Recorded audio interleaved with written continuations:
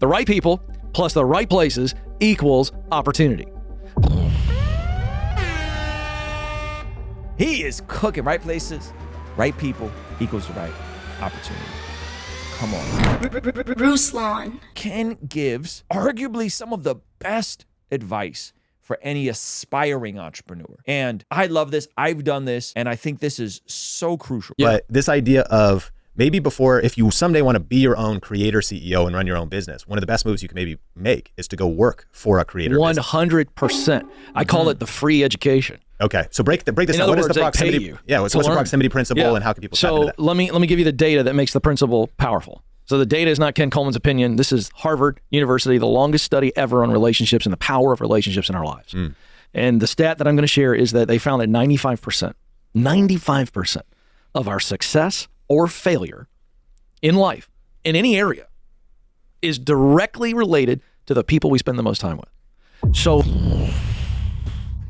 95% of our success is directly related to the people we spend the most amount of time with. That's crazy. It's not nothing. And what you discover, especially as you start becoming more successful, is that you have access to hang out with more successful people. So it snowballs. It snowballs. It literally compounds. So the people that have the most insight and speak the most into my life, very few of them aren't doing similar things. At the very least, aren't entrepreneurial. Yeah. Meaning they're entrepreneurs within a company, right? So I think this principle crosses over to everything. Ken calls it the proximity principle. Being in proximity with other people that are doing what you aspire to do. And Sean breaks it really, really, really down to, hey, go work for another YouTuber. you can look at areas of life and failure, and you look at areas of life of success. You can go break this down later. It's a great exercise. I want to challenge your audience to do an inventory of who they're spending time with at the end of this episode. If you would just spend 30 minutes this week, the week you heard this, I think it may be one of the great exercises you ever do. It's really important. But Harvard said that. I believe them. They've been studying people from birth to death for over 75 years. So the proximity principle says, in order to do what I want to do, so fill in the blank, in order to do what I want to do, I've got to be around people that are doing it and in places where it is happening. So let's just stay. Let me just add this one more thing. I believe this is also true spiritually. If you're around a bunch of people and every week they come to Bible study and every week they slipped up and licked a porn and every week they smoked weed and every week they slipped up and had alcohol and every week they got drunk, your threshold for that tolerance is going to be way higher, and those patterns are definitely will cross over to you. But if you're around a bunch of dudes that are like waging war, getting in the gym, we're fighting for our purity, we're going in, that will also cross over to you. Yeah, it's a You know, fact. the baseline of the people you're around is everything, right? And by the way, I don't think this is just mentors. I think this is beyond mentors. I think this is like your friends, your colleagues, who you're working with, the mindset that they have, the goals that they have, how they're driven, your spouse, right? So yeah, he's cooking. In our lane, video creation, YouTube. If I want to be a successful YouTuber, I got to be around people that are successful YouTubers, and I got to be in places where it is happening. So it's a simple little formula, people and places. So you break the proximity principle down to one phrase. The right people plus the right places equals opportunity. He is cooking. Right places, right people equals the right opportunity. Come on. I think there's so many people that like desperately needed to hear that. Yeah. You've been in a rut. You've been stuck. You don't know how to change, how to course correct. And this is it right here. This is the solution. You could even add in the right skills.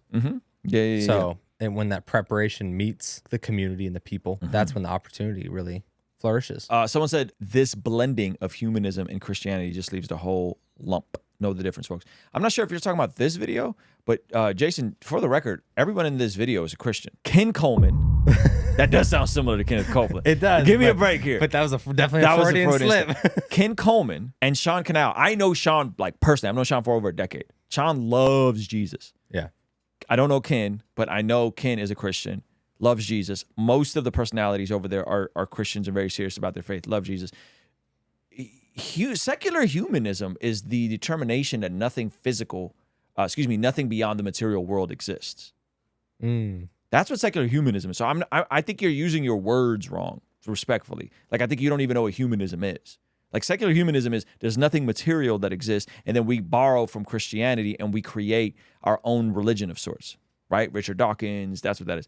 What we're talking about here, if you're actually paying attention, is he's gleaming from the Proverbs and he's pulling things out of the Proverbs and he's making it practical for the everyday person on how to improve and or change the trajectory of their life for the sake of helping others.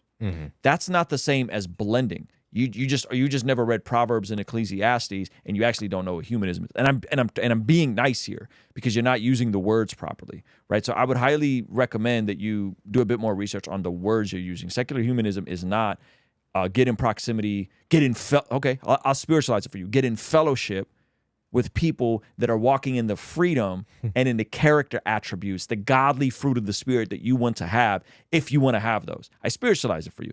You got to translate. I got to translate the Christianese for some of you guys, right? So we should be poor and become a burden on society. Shouldn't we earn money to help the poor?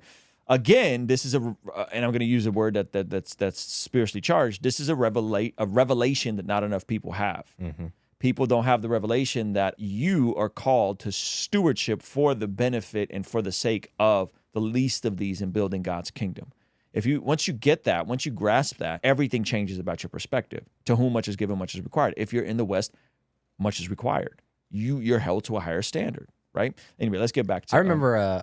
Side note. I remember when I was 18, 17, 18, at my parents' house still, and I was listening to like a Gary Vee thing, and he was like the only one talking about business, and he was swearing. My mom was like, "How can you listen to that?" I was like, you eat the meat and spit out the bone. I was like, but he's talking about business. I need to learn business. Like, this is important. Fast forward, wouldn't we want more solid Christians who aren't cussing and dropping the F-bomb everywhere? Dropping the F-bomb, but people that are pointing back to the Proverbs, you want them sharing this stuff, because back then I didn't have that. I didn't have the clean version of biblical business wisdom. And so I think this is needed. Yeah, absolutely. And that's why I think what Sean is doing and this conversation right here is very needed. The right people plus the right places equals opportunity. And it's pretty common sense. When I hang around the right people, guess what happens, Sean? They point me to other right people and connect me to other right people. And then they also go, you need to be in this place. You need to go to this church or this school, or you need to go hang out in this mastermind. Places, right? We're just having some fun here, very loose in the way we define this. And so guess what? I go to some of those places. I go to a mastermind. And there's 8 really right people in there. And this just begins to cycle. And so I meet more of the right. I would add to your bit about skill. I think the right people at the right places can help you with the right skill sets. Yeah, that's true. Or at least give you perspective on what deficits you have in the right skill sets. Right? But sometimes, the right people at the right places can actually teach you stuff. They can literally pull up whatever you don't understand and show you the skill gap you have. Exactly. People, they point me to this right place. I get over there, I meet more of the right people over there. I see things I need to see. I experience things I need to experience. I get to do things that I need to do. And so that's the simple formula. And I wrote that idea after doing a podcast years ago. And a young guy asked me at the end of the thing, it's like, if you could boil down your success starting in broadcasting at 33, which is ancient, and you know my journey. I was really old to be starting in broadcasting. And I was like, I can't boil it down to one thing. That's kind of God bless him. Young guy, it's not a good question, but let me honor the question. I had a bad attitude about it. But then I thought about it. And I just did a quick rewind on my journey. And I went, I was really good about getting myself around the right people. And I got in the right places. And I was like, bing. And I worked for John Maxwell for years. And if I learned anything from John has a great way of summing things up. And I think I give John all the credit for this and God. But the thought came to me. It's the proximity principle. And I pulled out my phone and I said it in my phone just like I said it today. And it hasn't changed. And then it became a best-selling book. And it's about the right people in the right places. And so when I keep showing up, I said this earlier, and I put myself around the right people. So I go work for Sean. Sean's going to pay me to get a master's degree in this work. He's cooking. Yeah, that's fire. And working for Sean, I think any good boss allows opportunities for entrepreneurship, where you are an entrepreneur. You're an entrepreneur within the organization, right? Doing good work, but I'm learning. And one of the things I wanted to compliment you on, because I've watched your growth from afar, you are a human sponge. I think that's a fair description of you. You are a learner. And I think that if I can get paid to work for a popular YouTuber, it's the best thing I could do to eventually become a popular YouTuber. There's no guarantee. I hate people in the self-help space, in our space, that say crap like that. Yeah. But I can tell you this, popular, that's relative. Successful, yeah, I'll guarantee that.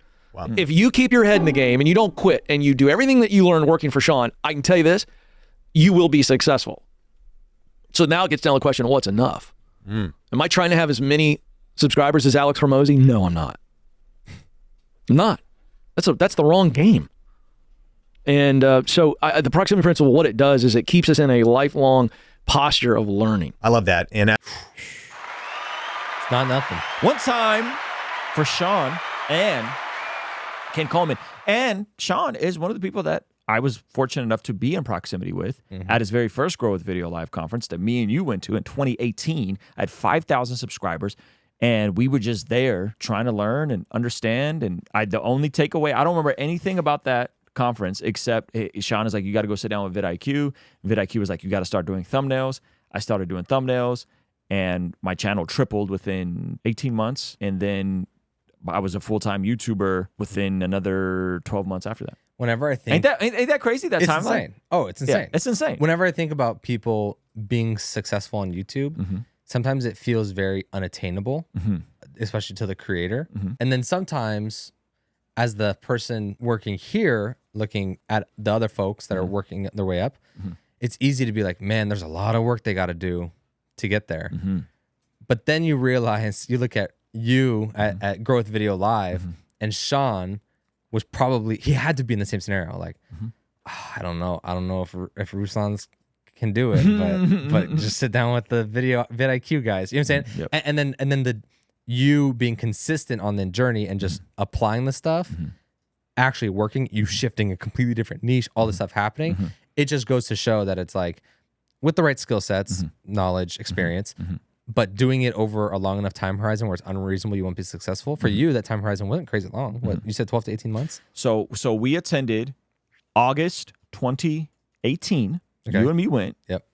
Before I was paying you anything. Oh, He yeah, was just- getting I was Chick-fil-A. just like, I got nowhere to be. I got nowhere to be. I'm hanging out. Did we drove? Yeah. Did we drive? We never flew anywhere.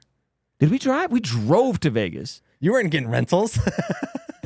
We drove to Vegas. That was 2018, August of 2018. and you like doing midnight drives too. So we'd crack open mate. And just be Yeah. like, just feel like And death.